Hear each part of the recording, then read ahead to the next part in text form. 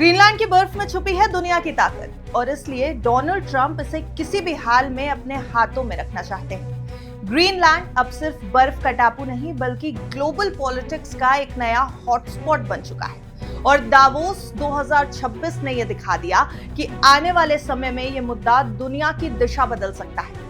लेकिन दावोस में कुछ ऐसा भी हुआ जिसके बाद दुनिया भर के देश फिर से ट्रंप की तरफ कंफ्यूजन से देखने लगे।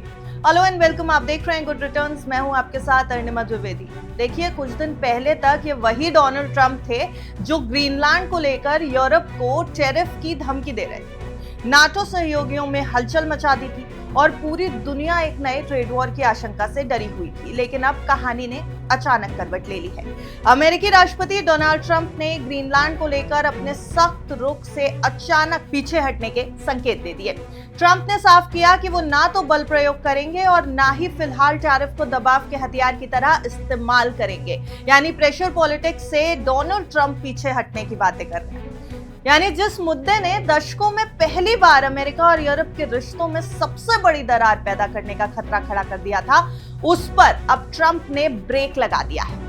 दावोस स्विट्जरलैंड में मौजूद ट्रंप ने यह भी इशारा किया कि ग्रीनलैंड विवाद को सुलझाने के लिए कोई डील सामने आ सकती है। उनके शब्दों में बातचीत सही दिशा में बढ़ रही है। ये बयान इसलिए भी अहम है क्योंकि बीते कुछ हफ्तों में ट्रंप की बयानबाजी ने नाटो देशों को झकझोर कर रख दिया था।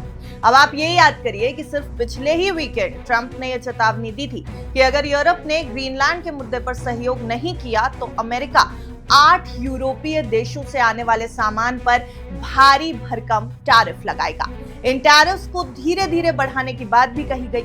यह सीधा संकेत था कि ट्रंप ग्रीनलैंड को लेकर इकोनॉमिक प्रेशर बनाने को तैयार हैं, एक आर्थिक दबाव डालने को तैयार हैं। इस बयान के बाद न सिर्फ यूरोप में नाराजगी फैली बल्कि एक्सपर्ट्स और एनालिस्ट भी ये चेतावनी दे रहे थे कि इससे नाटो अलायंस कमजोर हो सकता है और एक नई ग्लोबल ट्रेड वॉर शुरू हो सकती है। कई लोगों ने इसे दशकों में अमेरिका यूरोप संबंधों का सबसे बड़ा संकट बताया, लेकिन दावोस पहुंचते ही ट्रंप का लहजा बदला हुआ नजर आया। उन्होंने यह साफ कर दिया कि ग्रीनलैंड को लेकर सैन्य ताकत यानी आर्म्ड फोर्सेस के इस्तेमाल का सवाल ही पैदा नहीं होता। साथ ही उन्होंने यह भी संकेत दे दिया कि टैरिफ की धमकी फिलहाल पीछे रखी जा रही है।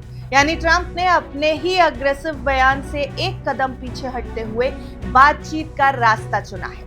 अब बड़ा सवाल यही है, ट्रंप अचानक पीछे हटे क्यों? क्या यूरोपीय देशों की सख्त प्रतिक्रिया असर दिखा गई?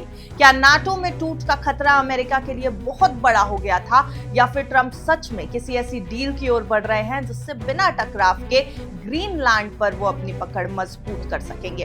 फिलहाल इतना तो तय है कि ट्रंप का ये कदम बाजारों और सहयोगी देशों के लिए राहत भरा है, लेकिन ये राहत कितने दिन टिकेगी, ये आने वाले दिनों की बातचीत तय करेगी। ग्रीनलैंड का मुद्दा अभी खत्म नहीं हुआ, बस टकराव से बातचीत की तरफ एक कदम बढ़ा है। आप देखते रहिए।